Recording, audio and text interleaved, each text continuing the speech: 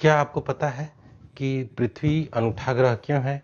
यहाँ पे ही जीवन क्यों संभव है? तो इसको जानने का प्रयास करते हैं अभी। नमस्कार, मेरा नाम दीपक कुमार सिंह है और मैं पिछले 13 वर्षों से पढ़ा रहा हूँ। इस पृथ्वी पे विभिन्न प्रकार के जो अलग अलग प्रकार के घटक आते हैं जिनकी वजह से पृथ्वी पर जीवन संभव है, उनमें से मुख्यतः 3 घटकों को हम लोग जानते हैं। जिसमें से पहला घटक है जिसको हम लोग बोलते हैं भूमंडल। भूमंडल जिसके ऊपर हम लोग सजीव निवास करते हैं, पृथ्वी की वही ठोस परत जिसके ऊपर हर एक जीवधारी पेड़ पौधे उगते हैं। ठीक है। दूसरा दूसरा होता है जलमंडल। जलमंडल वो मंडल होता है जो पूरी तरह से पानी से व्याप्त है ना।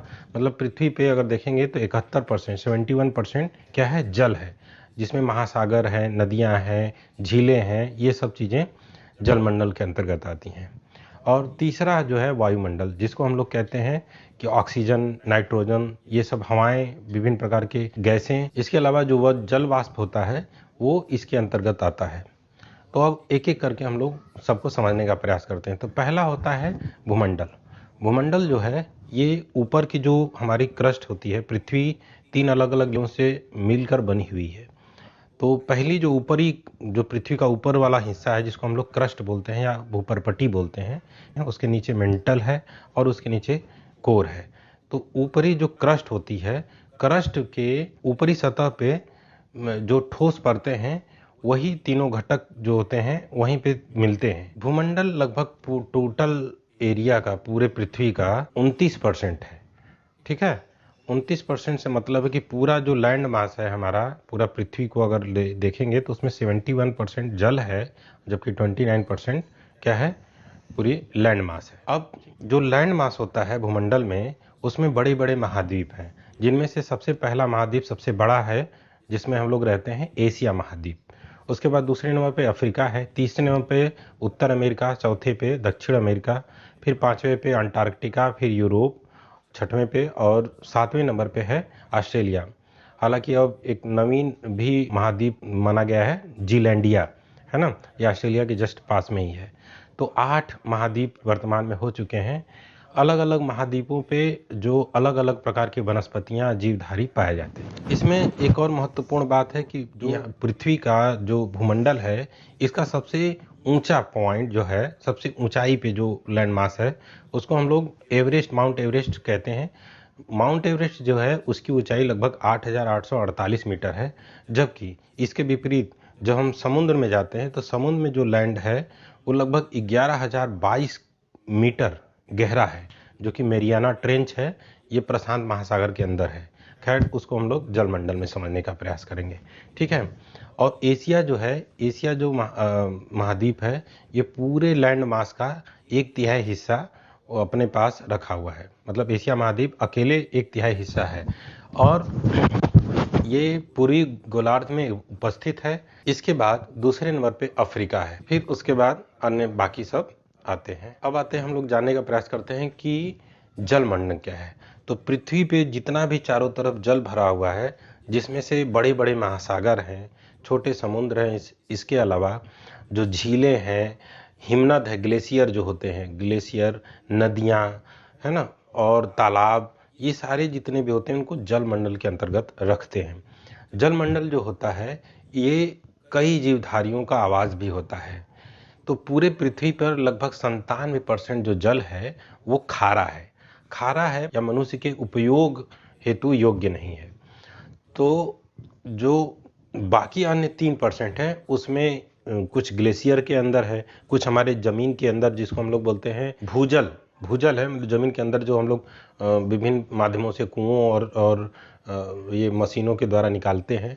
तीसरा होता है जो नदियों के पास पाया हुआ है।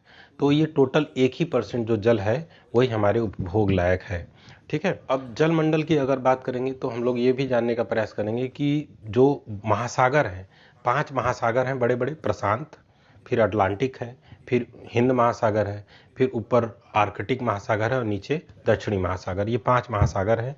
इनके पास भी बहुत सारा जल है। तो ऐसा देखा गया है, प्रशांत महासागर है, उसके अकेले उसके पास अपने अंदर जल अधिग्रहित करता है। और हिंद महासागर जो है ऐसा एकमात्र महासागर है जो कि पूरे अर्थ पे किसी देश के नाम पे उसका नामकरण किया गया है, जो कि हमारे देश के नाम पे है, हिंदुस्तान के नाम पे हिंद महासागर है। ठीक है, अब हम लोग समझने का प्रयास करेंगे वायुमंडल क्या होता है। तो पृथ्वी की सतह से ऊपर 1600 किलोमीटर, 1600 किलोमीटर ऊंचाई तक अगर आप जाते हैं तो विभिन्न प्रकार की हवाएं पाई जाती हैं, हवाएं या कह सकते हैं वायु पाई जाती है। उसी को हम लोग क्या मानते हैं, वायुमंडल के अंतर्गत मानते हैं। वायुमंडल में ही बहुत सारी गैसें पाई जाती हैं और इसमें ही हमारे लिए जो सबसे महत्वपूर्ण है ऑक्सीजन भी पाई जाती है।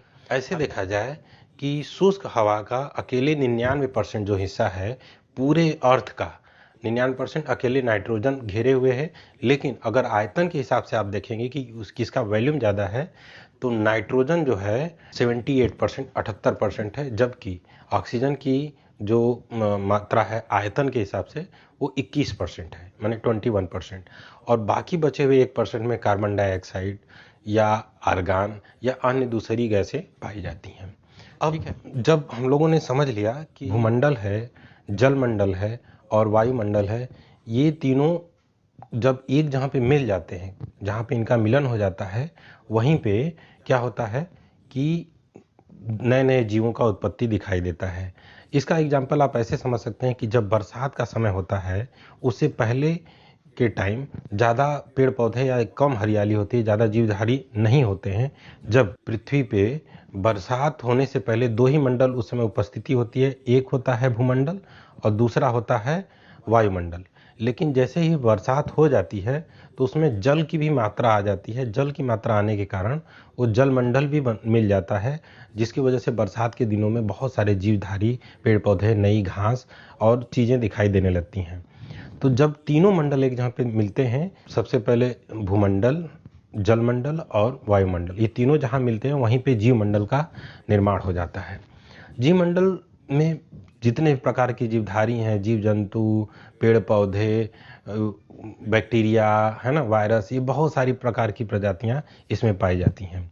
इसके अलावा इनको दो भागों में, महत्वपूर्ण भागों में इसको बांट दिया गया है। जंतु जगत, पहला है जंतु जगत और दूसरा है पादप जगत।